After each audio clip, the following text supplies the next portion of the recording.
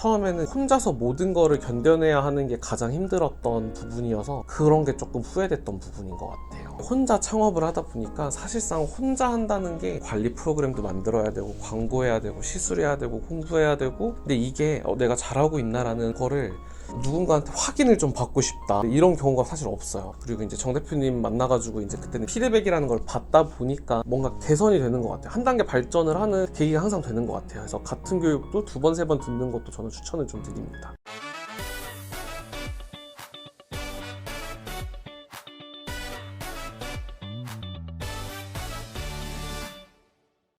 남자 관리사에 대한 고객님들의 반응은 어떤가요?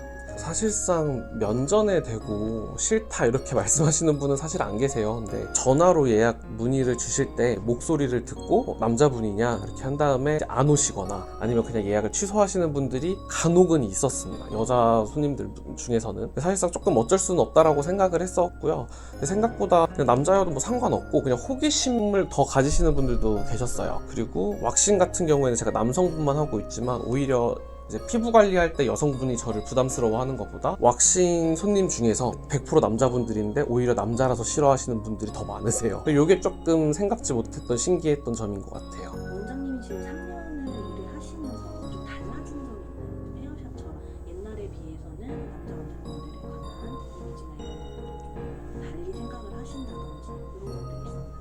일단은 왁싱 쪽에서는 남자분들이 하시는 곳이 워낙 많았었기 때문에 그런 쪽에서는 크게 뭐 변화는 없는 것 같은데, 피부 쪽에서는 제가 이제 창업을 하고 나서 타 지역에서 이제 남자분들이 하시는 경우엔 눈에 되게 띄기 마련이거든요. 근데 남자분들이 피부를 하시는 경우가 이제 눈에 종종 띄는 양도 좀 늘어난 것 같고, 처음에 이제 창업했을 때 손님들이 조금 신기하다라고 했었다가 지금은 뭐 그래 남자가 할 수 있지, 짧은 기간이지만 이런 게 좀 많이 바뀐 거는 같아요. 원래 이제 보통 한 3골 정도까지의 노출이 있을 수 있는 시술들인데 자격증을 딸 때까지만 했어도 어떤 세미나는 오히려 참석도 못하고 이런 경우도 있었거든요. 근데 요즘에는 문의를 해도 상관없다, 괜찮다, 이런 이미지가 더 많이 강해진 것 같아요. 인식이 많이 긍정적으로 바뀌었나요? 네.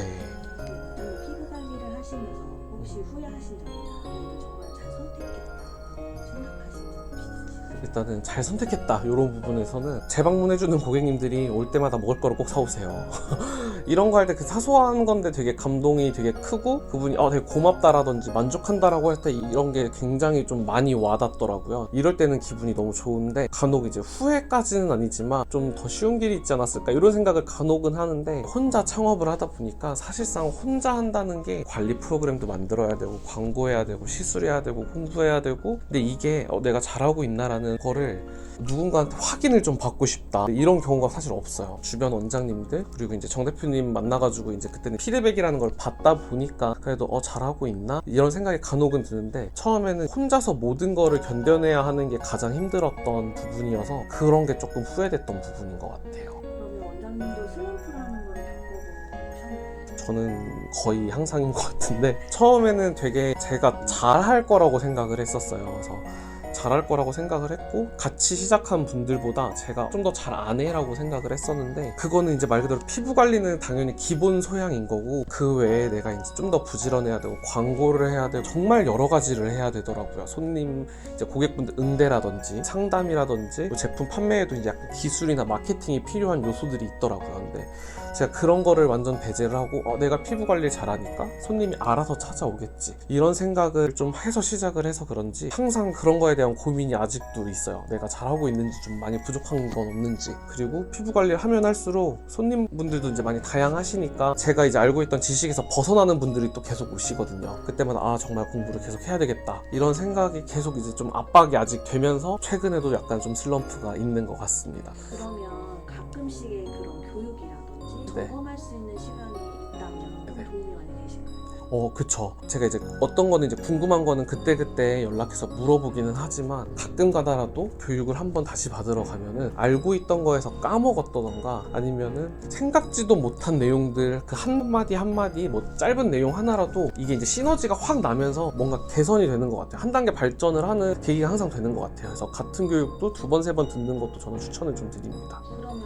똑같은 1인샵을 원장님들이 원장님하고 똑같은 고민을 많이 하실 것 같아요. 네, 다 하실 것 같아요. 그러면 이런 교육들을 함께 공유를 한다거나 아니면 이런 점검을 할 수 있는 시간을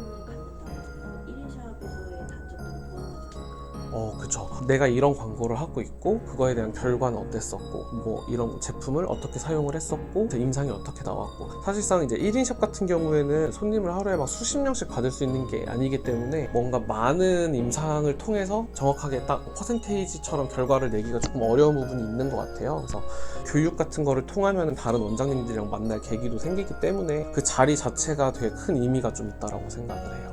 원장님 지금까지 피부 관리 하시면서 혹시 터닝 포인트라고 할 만한 일이 있으신지, 그리고 원장님의 꿈 알려주시면 좋겠어요. 꿈은 가게가 당연히 잘 돼서 돈도 많이 벌고 직원분들도 뽑고 막 하고 싶은 거는 뭐 당연한 거고요. 저도 이제 화장품을 만들어 보고도 싶어요. 그리고 원장님들한테 제가 막 교육도 해주고 싶고